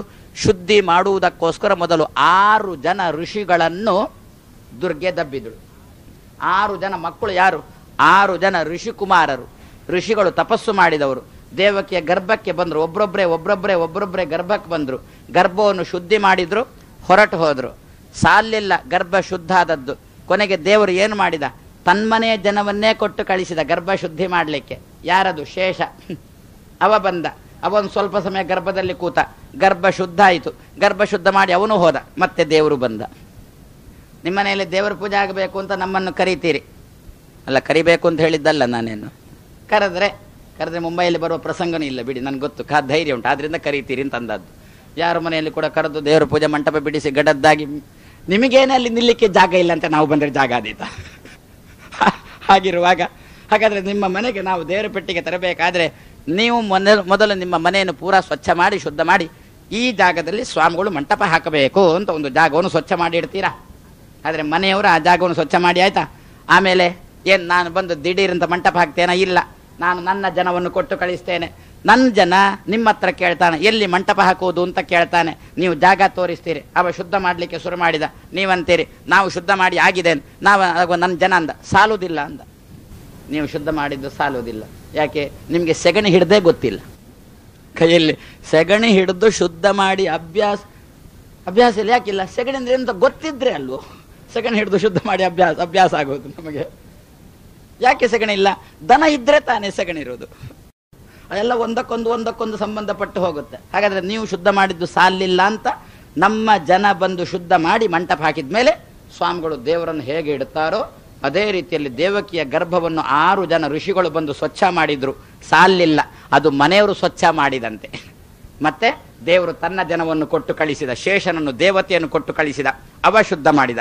ಆಮೇಲೆ ದೇವರು ಅಲ್ಲಿ ಉದಿಸಿದ. ಹಾಗಾದ್ರೆ ಭಗವಂತ ಕಾಣಿಸಿಕೊಳ್ಳಬೇಕಾದ್ರೆ ಸ್ವಚ್ಛತೆ ಬೇಕು. ಪ್ರತಿಮೆ ಜಡ, ಅಲ್ಲಿ ದೇವರನ್ನು ದಿಢೀರಾಗಿ ಚಿಂತನೆ ಮಾಡಬಾರದು. ಅದಕ್ಕೋಸ್ಕರ ಪ್ರತಿಮೆಯನ್ನು ಸ್ವಚ್ಛ ಮಾಡುವುದಕ್ಕೋಸ್ಕರ ಗಾಳಿ ಏನು ಮಾಡುತ್ತೆ? ಸ್ವಚ್ಛ ಮಾಡುತ್ತೆ. ಇಷ್ಟು ಜನ ಸೇರಿದ್ದೇವೆ. ಇಲ್ಲಿ ಯಂತ್ರ ತಿರುಗ್ತಾ ಉಂಟು, ಅಡ್ಡಿ ಇಲ್ಲ. ಯಂತ್ರ ನಿಲ್ಲಿಸಿದ್ಬಿಟ್ರೆ ನಮ್ಗೆ ಕೂತ್ಕೊಳ್ಳಿಕ್ಕೆ ಆಗುದಿಲ್ಲ. ಸೆಕೆ ಬೆವರು ವಾಸನೆ ಶುರುವಾಯಿತು. ಆದರೆ ವಾಸನೆ ಶುರುವಾದಾಗ, ವಾತಾವರಣ ಕಶ್ಮಲ ಆದಾಗ ಅದನ್ನು ಹೋಗಲಾಡಿಸಬೇಕಾ? ಫ್ಯಾನ್ ಹಾಕಿ ಅಂತ. ಆದರೆ ಗಾಳಿಯ ಕೆಲಸ ಏನು? ಸ್ವಚ್ಛ ಮಾಡುವುದು. ಆ ಪ್ರತಿಮೆಯನ್ನು ವಾಯುದೇವರು ಸ್ವಚ್ಛ ಮಾಡ್ತಾರೆ, ತಾನು ಅದರೊಳಗೆ ಕೂಡ್ತಾರೆ. ಆಮೇಲೆ ಅದರಲ್ಲಿ ಲಕ್ಷ್ಮೀನಾರಾಯಣರ ಚಿಂತನೆ ಮಾಡಬೇಕು ಅಂತ ಶಾಸ್ತ್ರಕಾರರು ಕೊಟ್ಟದ್ದನ್ನು ಈ ದಿವಸ ವಾಲ್ಮೀಕಿ ಋಷಿಗಳು ತನ್ನ ಇದೊಂದು ಶ್ಲೋಕದಲ್ಲಿ ತುಂಬಿಸಿಟ್ರು. ನೀನು ಬಹಳ ಸಮಯದವರೆಗೆ, ಪ್ರಳಯ ಕಾಲದ ತನಕ ನೀನೇ ಪ್ರತಿಮೆಯಾಗಿ ಇರು. ಭಗವಂತನ ಉಪಾಸನೆಗೆ ಪ್ರತಿಮೆಯಾಗಿರು. ಮನೆಯಲ್ಲಿ ಯಾರದ್ದೇ ಪೂಜೆ ಮಾಡೋಣ, ವಾಯುದೇವರ ಒಳಗೆ ಅನುಸಂಧಾನ ಮಾಡಿಕೊಂಡು ಆ ಭಗವದ್ ರೂಪದ ಪೂಜೆ ಮಾಡೋಣ ಅಂತ ಸಮಸ್ತ ದೇವತೆಗಳು ವಾಯುದೇವರಲ್ಲಿ ಪ್ರಾರ್ಥನೆ ಮಾಡಿ ಆಯಿತು. ಹಾಗಾದರೆ ಒಬ್ಬ ವ್ಯಾಧನ ಪರವಾಗಿ ನೋಡಿದೆವು, ವಾಯುದೇವರ ಪರವಾಗಿ ನೋಡಿದೆವು, ಭಗವಂತನ ಪರವಾಗಿ ನೋಡಿದೆವು. ಇನ್ನು ನಮ್ಮ ಲೌಕಿಕ ರಾಮಾಯಣಕ್ಕೆ ಬರುವುದು. ಅವನಿಗೆ ಶಾಪ ಕೊಟ್ಟರು. ವಾಲ್ಮೀಕಿ ಋಷಿಗಳ ತಲೆಯಲ್ಲಿ ಇದು ಸುತ್ತಲಿಕ್ಕೆ ಶುರುವಾಯಿತು. ಏನು ಹೆಸರು ಕೊಟ್ಟರು ಈ ರೀತಿ ಹೇಳಿದ್ದಕ್ಕೆ? ರಾಗದಿಂದ ಕೂಡಿದ ತಾಳಕ್ಕೆ ಸಿಗತಕ್ಕಂಥ ಈ ವಾಕ್ಯಕ್ಕೆ ಏನು ಹೆಸರು ಕೊಟ್ಟರು ವಾಲ್ಮೀಕಿ ಋಷಿಗಳು? ನಾನು ಶೋಕದಲ್ಲಿ ಇರುವಾಗ ಎನ್ನ ಬಾಯಿಯಿಂದ ಬಂದದ್ದಕ್ಕೆ ಶ್ಲೋಕ ಆಗಲಿ ಅಂತ. ಅದಕ್ಕೆ ಹೆಸರು ಶ್ಲೋಕ. ಯಾಕೆ? ಲೋಕದ ಶೋಕವನ್ನು ಲಾತಿ ಇತಿ ಶ್ಲೋಕ. ಲೋಕದ ಜನರ ಶೋಕವನ್ನು ಲಾತಿ, ಲಾತಿ ಅಂದರೆ ಸ್ವೀಕಾರ ಮಾಡುತ್ತೆ. ಯಾವುದನ್ನು ಹೇಳಿದರೆ ನಮ್ಮ ನಿಮ್ಮ ದುಃಖವನ್ನು ಅದು ಸ್ವೀಕಾರ ಮಾಡುತ್ತೋ ಅದಕ್ಕೆ ಶ್ಲೋಕ ಅಂತ ಹೆಸರು. ನಾವು ನಮ್ಮ ಪುಟ್ಟ ಮಕ್ಕಳಲ್ಲಿ ಹೇಳುವುದುಂಟಲ್ಲ, ಏನು? ಸ್ವಾಮಿಗಳ ಮುಂದೆ ಸ್ವಾಮಿಗಳು ಬಂದಿದ್ದಾರಪ್ಪ ಮಗು ಒಂದು ಶ್ಲೋಕ ಹೇಳೋನು, ಏನೋ ಒದ್ದಾಡಿ ಒಂದು ಪೂಜ್ಯಾಯ ರಾಘವೇಂದ್ರಾಯ ಅಂತ ಕಲಿಸಿಕೊಟ್ಟಿದ್ದಾರೆ ಅಪ್ಪ ಅಮ್ಮ. ಯಾಕೆ ಅವರಿಗೆ ಬರುವುದು ಅದು ಮಾತ್ರ, ಬೇರೆ ಬರುವುದಿಲ್ಲ. ಅದೇನೋ ನಮಗೆ ತಲೆಯಲ್ಲಿ ಉಂಟು, ಅದೊಂದು ಹೇಳಿಬಿಟ್ರೆ ನಮಗೆ ಫಲ ದಿಢೀರಂತ ಬರುತ್ತೆ ಅಂತ ಒಂದೇನೋ ತಲೆಯಲ್ಲಿ ಉಂಟು. ಆದರೆ ನಮಗೂ ಬಾಯಿ ಬಿಡುತ್ತೆ ಅಂತಂದಾಗ ಕಲಿಸಿಕೊಡೋಣ, ನಾನೇನು ಬೇಡ ಅಂತ ಹೇಳೋದಿಲ್ಲ. ಏನೋ ಕಲಿಸಿಕೊಟ್ಟೆವು ಪೂಜ್ಯಾಯ ರಾಘವೇಂದ್ರಾಯ ಅಂತ. ಸರಿ, ಮನೆಗೆ ಯಾರೋ ಹಿರಿಯರೋ ಆಚಾರ್ಯರೋ ಸ್ವಾಮಿಗಳೋ ಯಾರೋ ಬಂದರು.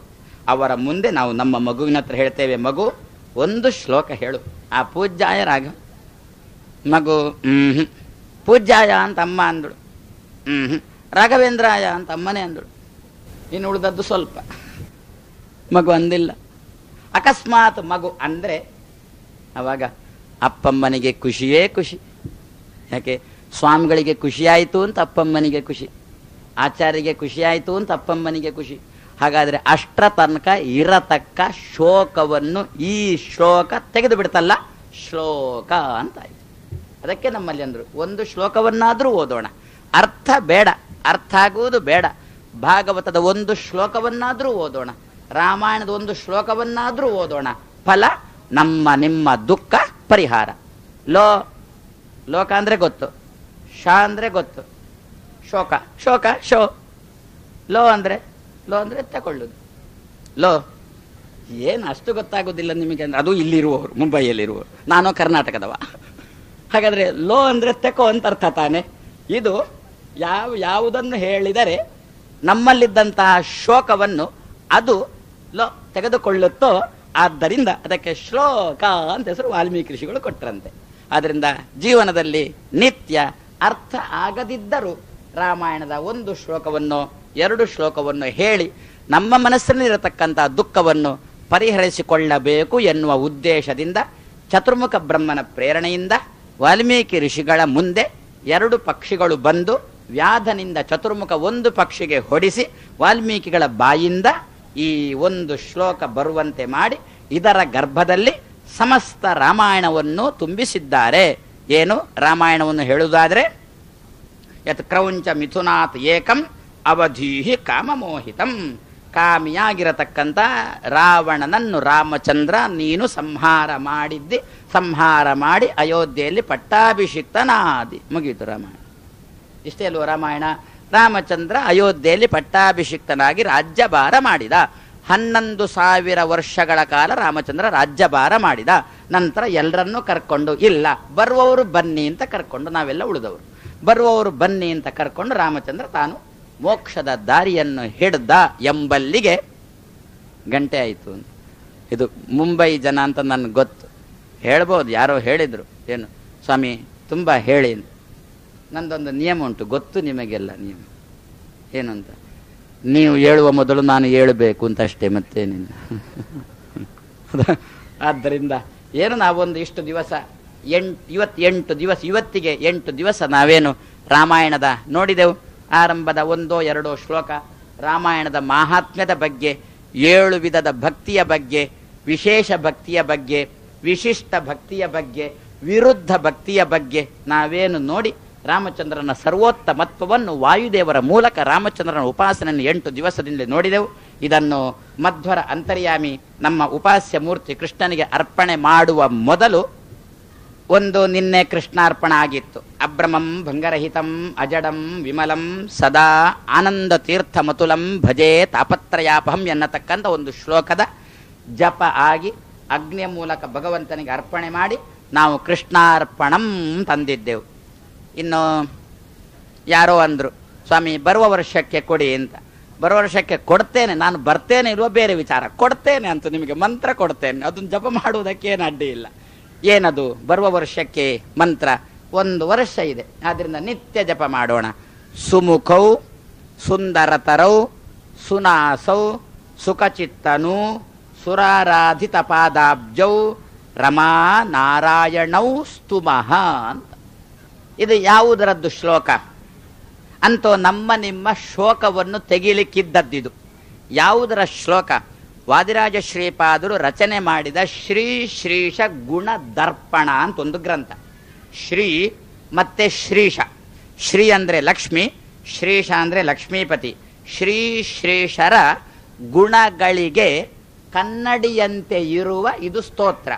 ಈ ಸ್ತೋತ್ರವನ್ನು ನೋಡಿದರೆ ಶ್ರೀ ಶ್ರೀಶರಲ್ಲಿ ಎಷ್ಟು ಗುಣಗಳು ಉಂಟೋ ಆ ಗುಣಗಳ ತಿಳುವಳಿಕೆ ನಮಗೆ ಆಗುತ್ತೆ. ದರ್ಪಣದಂತೆ ಇರುವ ಸ್ತೋತ್ರ ವಾದಿರಾಜ ಶ್ರೀಪಾದರು ಮಾಡಿದ್ದು. ಕಲಿಯುಗದಲ್ಲಿ ಶ್ರೀ ಸೂಕ್ತಕ್ಕೆ ಶಕ್ತಿ ಹ್ರಾಸ ಆಗಿದೆ. ಯದ್ಯಪಿ ಶ್ರೀ ಸೂಕ್ತ ಸಂಪತ್ಕರ ಸೂಕ್ತ. ದುರ್ಗಾ ನಮಸ್ಕಾರ ಪೂಜೆ ಮಾಡುವಾಗ ನಾವು ಶ್ರೀ ಸೂಕ್ತವನ್ನು ಹೇಳ್ತೇವೆ, ಸಂಪತ್ಕರ ಅಂತ. ಆದರೆ ಅದಕ್ಕೊಂದು ಶಾಪ ಇದೆ. ಕಲಿಯುಗದಲ್ಲಿ ಸಂಪತ್ತು ಬಾರದಿರಲಿ ಅಂತ ಒಂದು ಶಾಪ ಇದೆ. ನಮ್ಮ ಜನಕ್ಕೆ ಸಂಪತ್ತು ಇಲ್ಲ ಅಂದರೆ ಜನ ಮುಖ ಹಾಕುವುದೇ ಇಲ್ಲ ಸ್ತೋತ್ರದ ಕಡೆಗೆ. ಅದಕ್ಕೋಸ್ಕರ ವಾದಿರಾಜ ಶ್ರೀಪಾದರು ಮನಗಂಡು ಶ್ರೀ ಸೂಕ್ತದ ಜಾಗದಲ್ಲಿ ಶ್ರೀ ಶ್ರೀಶ ಗುಣದರ್ಪಣಂ ಎನ್ನುವ ಸ್ತೋತ್ರವನ್ನು ಮಾಡಿದರು. ಅದರ ಆರಂಭ ಯಾ ಸುಗಂಧ ಆಸ್ಯ ನಾಸಾದಿ ನವದ್ವಾರಾಖಿಲೇನಯ ದುರಾಧರ್ಷ ಸರ್ವಸಸ್ಯ ಉದಯಾರ್ಥಂ ಯಾ ಕರೀಷಿಣಿ ಗಂಧದ್ವಾರಾಂ ದುರಾಧರ್ಷಾಂ ನಿತ್ಯ ಪುಷ್ಟಾಂ ಕರೀಷಿಣೀಂ ಈಶ್ವರೀಂ ಸರ್ವಭೂತಾನಾಂ ತಾಂ ಇಹ ಉಪಹ್ವಯೆ. ಅದರದ್ದೇ ತರ್ಜಿಮೆ ವಾದಿರಾಜ ಶ್ರೀಗಳದ್ದು. ಏನು? ನವದ್ವಾರಗಳೂ ಕೂಡ ಗಂಧದಿಂದ ಕೂಡಿದ್ದು, ನವದ್ವಾರಗಳೂ ಕೂಡ ಪರಿಮಳದಿಂದ ಕೂಡಿದ್ದು. ಯಾವ ಹೆಣ್ಮಗಳ ನವದ್ವಾರವೂ ಪರಿಮಳದಿಂದ ಕೂಡಿದೋ, ಯಾವ ಹೆಣ್ಮಗಳು ನಮ್ಮಲ್ಲಿ ಈ ಕ್ಷೇತ್ರದಲ್ಲಿ ಹೇಗೆ ಗದ್ದೆಯಲ್ಲಿ ಬೆಳೆ ಬರಬೇಕಾದರೆ ಏನು ಬೇಕು ಅಂತಂದರೆ ಗೊಬ್ಬರ ಹೇಗೆ ಬೇಕೋ, ಅದೇ ರೀತಿಯಲ್ಲಿ ಶರೀರವೆಂಬ ಕ್ಷೇತ್ರದಲ್ಲಿ ಭಗವಂತನ ಪ್ರಜ್ಞೆ ಎಂಬ ಬೆಳೆ ಬರಬೇಕಾದ್ರೆ ಈ ಗೊಬ್ಬರವನ್ನು ಹಾಕಿದರೆ ಚೆನ್ನಾಗಿ ಬೆಳೆ ಬರುತ್ತೆ ಅಂತ ವಾದಿರಾಜ ಶ್ರೀಪಾದರು ಆರಂಭ ಮಾಡಿ ಕೊನೆಗೊಳಿಸುವುದು ಸುಮುಖವು. ಮುಖ ಅಂದರೆ ಗೊತ್ತಾ? ಸುಮುಖ ಅಂದರೆ ಗೊತ್ತಾ? ಒಳ್ಳೆಯ ಮುಖದವರೇ ಇಬ್ಬರನ್ನು, ಲಕ್ಷ್ಮೀನಾರಾಯಣರಿಬ್ಬರನ್ನು ಸುಮುಖವು ಸುಂದರ ತರವು. ಅವರಿಗಿಂತ ಹೆಚ್ಚು ಸೌಂದರ್ಯವುಳ್ಳವರು ಇನ್ನೊಬ್ಬರಿಲ್ಲ. ಸುಂದರ ತರವು ಸುಮುಖವು ಸುಂದರ ತರವು ಸುನಾಸವು. ಒಳ್ಳೆಯ ಮೂಗಂತೆ. ಮುಖ ಚೆನ್ನಾಗುಂಟು ಅಂತ ಹೇಳಿದರೆ ಸಾಕು, ಸ್ವಯಂ ಚಂದ ಇದ್ದವರು ಅಂತ ಹೇಳಿದ್ರೇನೆ ಸಾಕು. ಆ ಭಾರಿ ಚಂದಪ್ಪ ಅವರು ಅಂತ ಹೇಳುವಾಗ ಮುಖ ಒಂದು ಬಿಟ್ಟು ಅಂತ ಯಾರಾದರೂ ಹೇಳ್ತಾರ? ಒಳ್ಳೆ ಅಡಿಗೆ, ಉಪ್ಪೊಂದು ಹಾಕಿಲ್ಲ. ಎಲ್ಲಿಯಾದರೂ ಉಂಟಾ? ಎಲ್ಲಾದ್ರೂ ಇಂಥ ಪ್ರಸಂಗ? ಭಾರಿ ಚೆನ್ನಾಗಿ ಅಡಿಗೆ ಮಾಡಿದ್ದಾರೆ, ಪಾಪ ಏನು ಮಾಡೋಣ, ಉಪ್ಪು ಒಂದಾ ಹಾಕಿಲ್ಲ, ಒಂದಾ ಕಮ್ಮಿ, ಒಂದಾ ಜಾಸ್ತಿ. ಒಳ್ಳೆ ಅಡಿಗೆ ಮಾಡ್ತಾರೆ ಇವರು. ಅದೇ ರೀತಿಯಲ್ಲೇನು ಭಾರಿ ಚಂದದವರು, ಮುಖ ಒಂದು ಬಿಟ್ಟು ಹಾಗೆ ಹೇಳುವುದಿಲ್ಲಲ್ಲ. ಆದ್ರಿಂದ ಸುಂದರ ತರವು ಅಂತಂದ್ರೇನೆ ಸಾಕಿತ್ತು, ಇಡೀ ದೇಹ ಚಂದ ಅಂತ ಅರ್ಥ. ಆದರೂ ವಾದಿರಾಜ ಶ್ರೀಪಾದರು ಮತ್ತಷ್ಟು ವರ್ಣನೆ ಮಾಡ್ತಾರೆ. ಮುಖ ಇನ್ನೂ ಚಂದ, ದೇಹನೇ ಚಂದ, ಆ ದೇಹದಲ್ಲಿ ಮುಖ ಅಂತೂ ಮತ್ತಷ್ಟು ಚಂದ. ಸುಮುಖವು ಸುಂದರ ತರವು ಸುನಾಸವು. ಅಯ್ಯೋ, ದೇಹ ಚಂದ, ಮುಖ ಚಂದ, ಮುಖದಲ್ಲಿ ಮೂಗು ಚಂದ. ಎಂಥ ಮೂಗಿರ್ಬೇಕು ಗೊತ್ತಾ? ಸಂಪಿಗೆ ಅಂತಹ ಮೂಗಿರ್ಬೇಕು ಅಂತ. ಅಂದ್ರೆ ಏನರ್ಥ? ರುಕ್ಮಿಣಿ ಒಬ್ಬ ಹುಡುಗ ಬೇಡ ಅಂತ ಹೇಳಿದ್ದು ಯಾಕೆ ಗೊತ್ತಾ? ಸ್ವಯಂವರದಲ್ಲಿ ಇವನ ವಕ್ರ ಮುಗಿನವ ಯಾಕೆ ಬಂದು ಕೂತಿದ್ದೆ ಮಾರಾಯ, ಗರುಡನನ್ನು ದಬ್ಬಿದಳು, ಬೇಡ ನೀನನ್ನು, ಮೂಗು ಸರಿ ಇಲ್ಲ. ಯಾರೋ ಪ್ರಯಾಣಕ್ಕೆ ಹೊರಟಿದ್ದಾರಲ್ಲ, ನಮ್ಮ ಮೂಗಿಗೆ ಎಷ್ಟು ಪ್ರಾಶಸ್ತ್ಯ ಕೊಟ್ಟಿದ್ದಾರೆ ಅಂದರೆ, ಪ್ರಯಾಣಕ್ಕೆ ಹೊರಟಿದ್ದಾರಲ್ಲ ಅವರ ಪ್ರಯಾಣಕ್ಕೆ ಅಡ್ಡಿ ಮಾಡಬೇಕಾ? ತೆಪ್ಪಗೆ ಅಡ್ಡಿ ಮಾಡಬೇಕಾ? ಕೇಳಿದ್ರೆ ಹೊಡಿತಾರಲ್ವೋ. ತೆಪ್ಪಗೆ ಅಡ್ಡಿ ಮಾಡಬೇಕಾ? ನೀವು ನಿಮ್ಮ ಮೂಗನ್ನು ಕತ್ತರಿಸಿಕೊಂಡು ಅವರ ಮುಂದೆ ನಿಲ್ಲಿ, ಅವರ ಪ್ರಯಾಣ ಕೆಟ್ಟಿತು ಅಂತ. ಅಂಗವಿಕಲನಾದವ ಎದುರಿಗೆ ಬಂದರೆ ನಮ್ಮ ಪ್ರಯಾಣ ಹೋಯ್ತು ಅಂತ ಅರ್ಥ. ಬೇರೆ ಯಾವುದೋ ಅಂಗಗಳನ್ನು ವೈಕಲ್ಯ ಮಾಡಿಕೊಂಡ್ರೆ ಅವನಿಗೆ ಕಾಣಿಸುವುದಿಲ್ಲ. ಅದಕ್ಕೆ ಏನಂದ್ರು ಹಿರಿಯರು, ಸ್ವನಾಸಿಕಾ ಛೇದಮಪಿ ಸೋಢ್ವ, ನನ್ನ ಮೂಗು ತುಂಡಾದ್ರೂ ಅಡ್ಡಿ ಇಲ್ಲ, ಅವನ ಕೆಲಸ ಹಾಳಾಗಬೇಕು.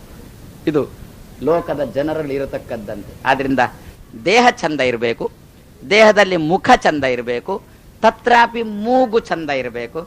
ಮೂಗು ಚಂದ ಇದ್ರೇನೆ ಬದುಕುತ್ತಾನೆ, ಬದುಕಿದ್ರೇನೆ ಸಾಧನಾನುಷ್ಠಾನ ಮಾಡ್ತಾನೆ. ಕಣ್ಣು ಇಲ್ಲದಿದ್ರೂ ಸಾಧನಾನುಷ್ಠಾನ ನಡೆಯುತ್ತೆ. ಕಿವಿ ಕೇಳದಿದ್ರೂ ಚೆನ್ನಾಗಿ ಇರ್ತೇವೆ. ಕಣ್ಣು ಇರುವಾಗ ಸ್ವಲ್ಪ ತೆಳ್ಳಗಿದ್ದ, ಕಣ್ಣು ಹೋದ್ಮೇಲೆ ಸ್ವಲ್ಪ ದಪ್ಪನಾದ. ಯಾಕೆ ಗೊತ್ತಾ? ಕಣ್ಣಿರುವಾಗ ಕಣ್ಣುಂಟು, ನೀನೇ ದುಡಿ ಅಂತ. ಕಣ್ಣು ಹೋಯ್ತಲ್ಲ, ನಿನ್ನ ಮನೆಯಲ್ಲೇ ಕೂಡು, ನಾವೇ ತಂದು ಹಾಕ್ತೇವೆ. ಕಣ್ಣು ಹೋದ್ರೂ ಬದುಕ್ತಾನೆ, ಕಿವಿ ಹೋದ್ರೂ ಬದುಕ್ತಾನೆ, ಕೈಗಾಲು ಹೋದ್ರೂ ಬದುಕ್ತಾನೆ. ನೋಡೋಣ, ಮೂಗು ಹೋಗ್ಲಿ, ವಾಯುದೇವರು ಹೋಗ್ಲಿ, ಮೂಗು ಹೋಗ್ಲಿ, ಬದುಕುವುದಿಲ್ಲಲ್ಲ. ಅದಕ್ಕೋಸ್ಕರ ನಮ್ಮ ಮೂಗು ಚೆನ್ನಾಗಿರ್ಬೇಕಾ, ನಮ್ಮ ಮುಖ ಚೆನ್ನಾಗಿರ್ಬೇಕಾ, ನಮ್ಮ ದೇಹ ಚೆನ್ನಾಗಿರ್ಬೇಕಾ? ಸುಮುಖೌ ಸುಂದರ ತರೌ ಸುನಾಸೌ ಸುಖ ಚಿತ್ ತನು. ಅವರ ದೇಹ ಪಾಂಚಭೌತಿಕ ಅಲ್ಲ, ಜ್ಞಾನಾನಂದಮಯವಾದ ದೇಹ. ಎಲ್ಲಿ ಬಡಿದ್ರೂ ಜ್ಞಾನ ಉದುರುತ್ತೆ, ಎಲ್ಲಿ ಬಡಿದ್ರೂ ನೋವಾಗುವುದಿಲ್ಲ. ಸುಖ ಚಿತ್ತನು. ಸುಖ ಮತ್ತೆ ಚಿತ್, ಚಿತ್ ಅಂದ್ರೆ ಜ್ಞಾನ, ಸುಖ ಅಂದ್ರೆ ಆನಂದ. ಇವುಗಳೇ ತನು ಶರೀರವಾಗಿ ಉಳ್ಳವರು. ಯಾರು? ಲಕ್ಷ್ಮೀನಾರಾಯಣರು. ಸುಖ ಚಿತ್ತನು. ಆಮೇಲೆ ಸುರಾರಾಧಿತ ಪಾದಾಬ್ಜೌ, ಸಮಸ್ತ ದೇವತೆಗಳಿಂದ ಪೂಜೆಗೊಳ್ಳುವ 2 ಪಾದಗಳು ಉಳ್ಳವರು. ಹಾಗಾದ್ರೆ ಬರೇ ಲಕ್ಷ್ಮೀನಾರಾಯಣರ ಚಿಂತನೆ ಸಾಲದು, ಪಾದ ಬುಡದಲ್ಲಿ ಸಮಸ್ತ ದೇವತೆಗಳನ್ನು ಮೆಲುಕು ಹಾಕಬೇಕು. ಸುರ ಆರಾಧಿತ ಪಾದ ಅಬ್ಜ, ಅಬ್ಜ ಅಂದ್ರೆ ಕಮಲ. ಸುರಾರಾಧಿತ ಪಾದಾಬ್ಜೌ ನಾರಾಯಣೌ ಸ್ತುಮಃ. ಲಕ್ಷ್ಮೀನಾರಾಯಣರನ್ನು, ರಮಾ ನಾರಾಯಣೌ ಸ್ತುಮಃ, ಲಕ್ಷ್ಮೀನಾರಾಯಣರನ್ನು ನಾವು ಸ್ತುಮಃ ಸ್ತೋತ್ರ ಮಾಡೋಣ, ಸ್ತೋತ್ರ ಮಾಡುತ್ತೇವೆ ಎನ್ನುವುದು ಈ ಶ್ಲೋಕದ ಅರ್ಥ. ಇದನ್ನು ಅನುಸಂಧಾನ ಮಾಡೋಣ. ನಿತ್ಯ ಎಷ್ಟಾಯಿತು ಅಷ್ಟು ಜಪ ಮಾಡೋಣ. ಜಪ ಸದಾಕಾಲ ಮುಂದುವರಿಯಲಿ. ಭಗವಂತನಿಗೆ ನಾವೆಲ್ಲ ಸೇರಿ ಅರ್ಪಣೆ ಮಾಡಿದ್ದೇವೆ. ಇದರಿಂದ ನಮ್ಮ ನಿಮ್ಮ ತಾಪತ್ರಯಗಳ ಪರಿಹಾರ ಆಗಲಿ, ಮಾನಸಿಕ ಶಾಂತಿ ಸಿಗಲಿ, ಭಗವಂತನ ಆರಾಧನೆ ಮಧ್ವರೆಂಬ ಪ್ರತಿಮೆಯಲ್ಲಿ ಚೆನ್ನಾಗಿ ನಡೆಯುವಂತಾಗಲಿ ಅಂತ ಈ ಸಂದರ್ಭದಲ್ಲಿ ಹೇಳ್ತಾ ನಿಮಗೆ ದೇವರ